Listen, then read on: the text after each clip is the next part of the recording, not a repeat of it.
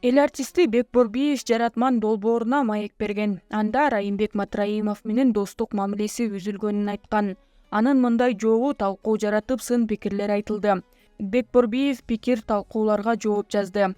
Унчукпай коеюн десем, кээ бирлер аша чаап кетиптир. Райымды досу кыйын кезде таштай качыптыр деген таризде.